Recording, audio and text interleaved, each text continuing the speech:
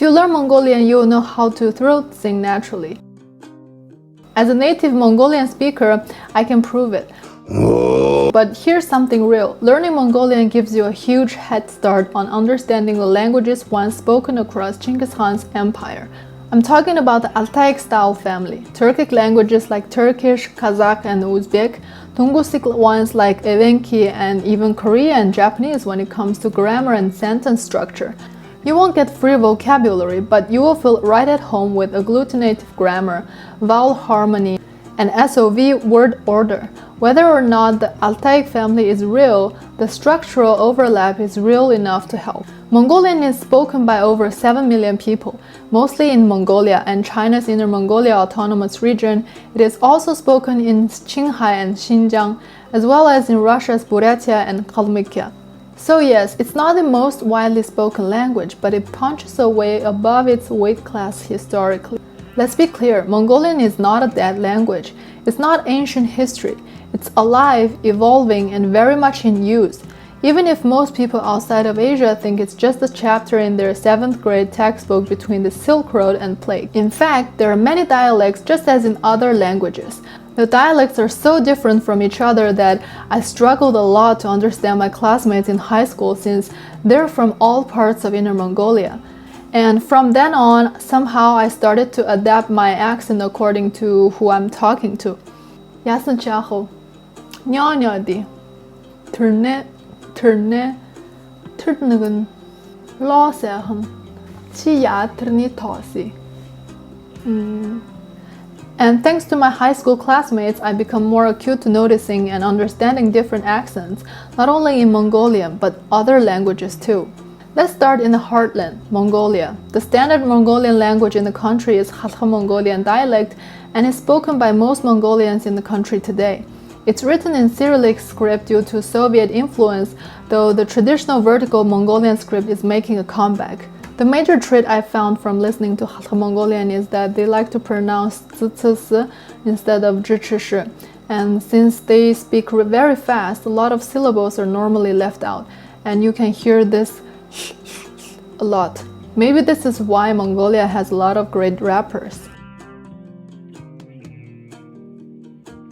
Buryat sounds softer, almost lazier in intonation, more nasal in places, likely due to Russian phonological influence. It often uses more open vowels and retains older consonant clusters that standard Mongolian drop. For example, in Buryat dialect, there are two different h. One is soft and another is hard. The word water is ohn, differs from the h in other dialects. For example, the word black is har, is the hard h, not h. Kalmyks are ethnically Oirat, specifically the Torot tribe, but the name Kalmyk was given to them by outsiders and eventually became their accepted ethnonym in Russia. In 1771, facing growing oppression under Russian rule, such as land laws, forced conscription, and pressure to abandon Buddhism, the Torot Kalmyks, who were originally Oirat Mongols, attempted a massive migration back to their ancestral homeland in Jongaria, led by Obashi Khan. Around 170,000 people set out across the Central Asian steppe. However, the Volga River failed to freeze that winter, which meant only the clans living on the east could begin the journey. Those on the west bank were stranded and left behind, remaining in Russia. The migration was brutal. Only about half survived attacks from Kazakh tribes and Russian forces, starvation and cold. Those who reached Jongaria were resettled by the Qing Empire, while the others became the modern Kalmyks of Russia, permanently separating the Oirat people into two distinct populations. I found that they like to pronounce h in standard Mongolian as k. Oirat dialect in Xinjiang is robust and conservative. It sounds harsher than h, with tenser vowels and a preference for aspirated consonants. Kalmyk has a rounder, slower rhythm, shaped by Russian phonetics and the Kalmyk Buddhist chanting tradition. It features a deep pitch range and unique stress patterns. And interestingly enough, in some region of my hometown, some people also pronounce it like this. For example, kin as who, kun as person. So maybe we have also a lot of Oirat descendants in Ordos. Now for a truly fascinating story. Mogul, the Mongolic language once spoken in Herat, Afghanistan. Why Afghanistan? Because after Genghis Khan's army conquered the region, some Mongol soldiers settled there permanently. Their descendants, called Mongols, kept their language alive for centuries, even while adopting Persian customs and Islam. Mongolia was a mix of Mongolic grammar and Persian-influenced vocabulary, but sadly it's like extinct today, a ghost language, one of Genghis Khan's final whispers. Now let's talk about other dialects in Inner Mongolia and around it. In Inner Mongolia, Chahar dialect of Shulong banner is defined as Standard Mongolian.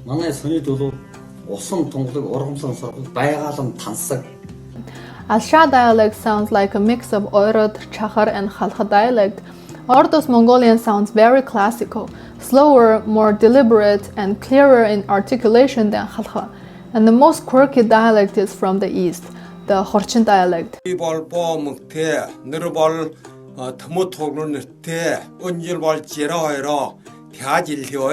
It's a very interesting dialect, almost sounds like Korean speaking Mongolian. They have a lot of nasal sounds and they pronounce l like l. Now let's talk about the writing system. Before Genghis Khan, the Mongols had no standardized writing system. Information, law, and culture were passed down orally through epic poetry, genealogies, and shamanic chants. In the year 1204, Genghis Khan made a decision that would change the course of history. After defeating the Naiman tribe, Genghis Khan, who highly valued talent, actively persuaded Tatatonga to serve him, appointing him as a court minister. Seeing that Tatatonga was not only well-versed in his native Old Uyghur script, but also fluent in the Mongolian language, Genghis Khan wanted this brilliant scholar to create a writing system for Mongolian. One day, Genghis Khan asked Tatatonga whether he had a deep mastery of the Uyghur script. Tatatonga answered honestly, without false modesty. Genghis Khan then ordered him to write the Mongolian language using the Uyghur script. That may sound simple in words, but it was by no means an easy task. Still, Tatatonga accepted this formidable challenge, drawing on his profound knowledge of the Uyghur writing system and his rich understanding of the Mongolian language. Along with his wisdom and dedication, he ultimately created the Mongolian script, a phonetic writing system based on the letters of the Old Uyghur script. This script is written vertically, top to bottom, and its lines run from left to right, which aligns well with the phonetic and structural habits of the Mongolian language. It went on to define the Mongol Empire, being used to record laws, chronicle history, and preserve Buddhist texts. It's still in use today in Inner Mongolia, China. Under Genghis Khan's grandson Hubli Khan, the empire experimented with something new. In 1269, a Tibetan monk named Faxpa was commissioned to design a unified script for the whole empire, one that could write Chinese, Tibetan, Mongolian, and more. The result was the Faxpa script, a square blocky alphabet loosely based on Tibetan. It was mostly used in imperial edicts, seals, and coins, but it never caught on with the general population. After the fall of the Yuan dynasty, the script faded into history. Centuries later, in the 1600s, a Buddhist monk named Zaya Pandita saw a problem. The traditional script didn't represent the sounds of Oirot Mongolian well enough. So in 1648, he invented the clear script, or Todobichik. This was a reformed version of the old script with added diacritics and new letters to clarify pronunciation. It was used by Oirot, Dzongars, and Kalmyks, especially for writing Buddhist texts. Though rarely used today, clear script remains a treasured part of Mongolic literary history. During the Qing dynasty, which ruled Mongolia for over 2 centuries, the mantra script became a significant influence. Although not Mongolian itself, it shared structural traits with the Mongolian vertical script and was used in imperial records. Mongolian was sometimes transcribed using mantra-based conventions in Qing documents, blending bureaucratic needs with linguistic legacy. In the 1930s, Soviet influence over Mongolia deepened. The USSR introduced a Latin-based script for Mongolian, but it was short-lived. The Latin alphabet just didn't suit Mongolian sounds well, and political winds were changing. Within a decade, it was scrapped in favor of something more aligned with Moscow's agenda. In 1941, Mongolia officially adopted the Cyrillic alphabet under Soviet pressure. This system added 2 extra letters, U and E, to better fit Mongolian phonology. Cyrillic was easier to print, teach, and align with Soviet education systems. It quickly became the dominant script in Mongolia, and it remains so today. Today, Mongolia is experiencing a cultural revival. The government has announced plans to restore the traditional Mongolian script as a co-official writing system by 2030. Young Mongolians are now learning both Cyrillic and vertical script in schools. Meanwhile, in Inner Mongolia, the traditional script somehow miraculously survived centuries of dynasties, revolutions, and modernization. But not to worry, thanks to recent educational reforms, it might finally fade away in a few decades. After all, who really needs a vertical script that shares characters across multiple sounds? We should be grateful that we still have the one Mongolian class in our schools. Yes, that's right, soon we'll be just as fluent in Mongolian as American students are in Spanish after high school. Now let's talk about grammar. Mongolian is an agglutinative and SOV language, which means that verbs come last in the sentence. For example, be coffee oldu. Here, be is the subject, coffee is the object, and oldu is the verb. Pretty different from English, but once you get used to the structure, it flows naturally. Mongolian nouns are wonderfully gender neutral. That's right, there's no masculine or feminine nonsense. Whether it's a chair or a mountain, Mongolian treats them all equally. Plural, totally optional. If you say хоёрном, meaning 2 books, you don't need to add a plural ending. You already said 2, so why say books again? Exactly. Pronouns are equally no drama. There's no he, she divide, just tir, meaning that one. Context does the rest. If needed, you can clarify with a word like man or woman, but the grammar itself doesn't force you to gender everything. But here's the twist. Mongolian has vowel harmony. This means suffixes must match the mood of the vowels in the root word. Vowels are categorized into strong a, o, u, weak u, and neutral i. So the suffix ud becomes nud if the word has frontal vowels. It sounds complex, but your ear catches on fast. Trust me, after a while, mismatched vowels just sound wrong. Good news for learners, Mongolian verbs don't change based on person. That means you don't need to memorize 12 different verb endings for I, you, he, we. The verb stays the same. Pronouns and context do the heavy lifting. For example, "bi marga xiaona" means I will go tomorrow. "Bi inazamar yavdı" means I normally go on this road. "Bi yavjuena" is I'm on my way. The verb ending tells you everything you need. One of the coolest things about Mongolian is its evidentiality system. Yes, we grammatically show how we know something. Did you see it? Did you hear it from someone else? We've got endings for that. Le, I saw it happen. Je, I heard about it. San, general past. V, concise, often written. For example, Trirle, he arrived. Trirje, he arrived, apparently. This little detail makes Mongolian way more precise than English. Since Mongolian is agglutinative, verbs can carry a whole sentence worth of meaning. They stack suffixes like Lego blocks. Root, causative, completive, past. Take uzulchile. Went ahead and showed it already. And yes, nouns do this too. You can stack plural, case, possessive all in one tidy word. To connect actions in a sentence, Mongolian uses converbs. These are special verb forms like j, it, that means and then. For example, I went to school and then to the store. No need for and then I. Just attach a suffix and keep rolling. Now for some spice. Sentence ending particles. Mongolian uses little flavor words like shu for emphasis, for sure, de, da for warm, and ve, be for questions. Senbenu literally means are you well? Our way of saying hello. Then there's shte, which softens statements with a gentle, you know. It's all about nuance. Where English uses prepositions, Mongolian uses postpositions or just case suffixes. Instead of saying under the table, you say shireni table of under. Instead of with me, you say nat te. The word order flips, but it all makes sense once you understand the logic. Adjectives in Mongolian are beautifully simple. No gender, no plural, no case changes. Tommod is big tree, tommodud is big trees. Tommodnos is from the big tree. The adjective stays the same. You can even drop the verb to be in present tense. Tirmottom.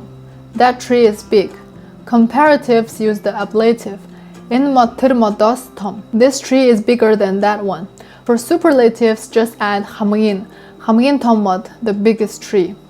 Mongolian also loves word building. You can create new terms by combining roots and suffixes, like garotas, handphone, mobile phone, or nominsang, book treasury, which means library, and you will see suffixes like chin to mean someone who does something. So Tumurchin is an ironsmith. Even abstract ideas like organization get built step by step. Mongolian has been something of a lexical sponge historically, borrowing words from a wide array of languages. Key sources of early loanwords include Old Turkic, Sanskrit, Persian, Arabic, Tibetan, Tungusic, and Chinese. Each of these languages left its mark on Mongolian vocabulary due to different historical events and cultural influences. The introduction of Tibetan Buddhism, starting in the 13th to 16th centuries, brought a wave of religious and scholarly vocabulary from Tibetan and ultimately Sanskrit. Many Tibetan loanwords are Buddhist terms, even including the names of the days of the week which are still used in Mongolia today. Shashin and Namtr are from Sanskrit and Tibetan. They entered Mongolian as Buddhism spread across the steppes, bringing not just beliefs but also vocabulary. During the 13th to 14th century Mongol Empire, Mongolia encountered Persian, Arabic, and Turkic languages. The western part of the empire, especially Persia and Central Asia, contributed numerous cultural and administrative terms. For example, the common Mongolian word arikh comes from Persian. The word savang, soap, was borrowed via Persian. And bolur, crystal, came from Persian bolur. In Mongolian, a building of house is often bashin, which traces back to Persian bashiyan. Even a term for notebook, deftir, is from Persian daftar. Some Arabic origin words filter through Persian. For instance, Hormazd was an old Mongolian word for a supreme god, derived from Ormazd. The Mongols' rule over the Silk Road meant goods and ideas flowed in, so everything from terms for chess, for example, birsi for the queen from Persian farsin, to words for technology, darif for gunpowder from Persian daru, entered the Mongolian lexicon. This period left a lasting imprint. Even today, time, camel, shows Turkic or Persian connections, and mashin ultimately derives from the Russian machina, which itself has Latin roots, illustrating how layers of influence continued in later eras. Mongolian has had long contact with Chinese, especially the North Chinese dialects. Chinese loanwords in Mongolian go back many centuries and typically relate to everyday life, trade, and material culture. During the Yuan dynasty, when Mongols ruled China in the 13th to 14th centuries, and through continuous trade with Chinese neighbors, Mongolians adopted numerous Chinese words for foods, household items, and more. Many of these words are so entrenched that they feel like ordinary Mongolian. For example, cai, chai, tea is from Chinese cha, reflecting how tea culture came via China. Traditional foods carry Chinese-derived names. Boz comes from Chinese baozi, and hoshur comes from Chinese huoshao. Vegetables and plants often use Chinese names. Luwang is from Chinese luobo, and mug, mushroom, is from Chinese mogu. Even basic terms like la, candle, derive from Chinese la. The word cunk, window, comes from Chinese chuanghu. Mongolian turned the Chinese word into a form fitting its sound patterns. In older times, many Chinese loans ended with an n or s in Mongolian, since Mongolian words often end in a vowel or n or s sound. For instance, Chinese fentang became Mongolian bantan, and huangli became huanli in Mongolian. Notably, during the Qing dynasty, when the Manchu ruled China and Mongolia, Mandarin Chinese and the related Tungusic language Manchu supplied terms for official ranks and titles. A term like Amban, governor, used for Qing officials in Mongolia was borrowed from Manchu. Many titles for nobility or officials in Mongolian were calqued or borrowed from Chinese. For example, Wan, prince, is from Chinese Wang, Gong or Gun, duke, from Chinese Gong, and Jianjin, general, from Chinese Jiangjun. These reflect the administrative vocabulary that came with periods of Chinese rule or influence. In sum, Chinese has been a prolific source of Mongolian vocabulary in categories like food, kinship, or social terms. Mongolian also exchanged vocabulary with Turkic languages, especially via medieval contacts with the Uyghurs and other Central Asian peoples. Some very old loanwords from Turkic are almost invisible as foreign because they've been in Mongolian so long. A good example is the word alim, apple. This word is cognate with or borrowed from Turkic languages. In fact, alim is likely an ancient Turkic loan since steppe peoples received certain fruits via Silk Road trade. Interestingly, the word lir, pear, in Mongolian is from Chinese li, while apple is from Turkic, showing how Mongolian drew from whichever source provided the item first. Mongolian has thus been in a linguistic crossroads, absorbing Central Asian words in one era and East Asian words in another. By the 19th century, Mongolian had a layered vocabulary. One could find words of Sanskrit origin for religion, Persian words for trade and craft, Chinese words for food and daily life, etc., all alongside native Mongolic words. Despite this layering, Mongolian maintained its own structure. Foreign words were adapted to fit Mongolian pronunciation and grammar, making the borrowings feel natural in use.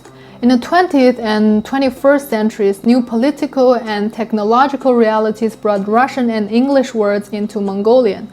Mongolia's close relationship with the Soviet Union from the 1920s to 1990 meant that Russian became the gateway for modern vocabulary in the independent Mongolian state. Meanwhile, Inner Mongolia was less affected by Russian and instead continued to see Chinese influence. Fast forward to the 20th century, Russian came in like a storm. A wave of Russian loanwords arrived, especially in science, politics, and tech. Mashina, avtobus, chocolate, and doctor are straight from Russian and still used today. Mongolian Cyrillic even made the spelling easy. Many Russian words look exactly like they do in Russian.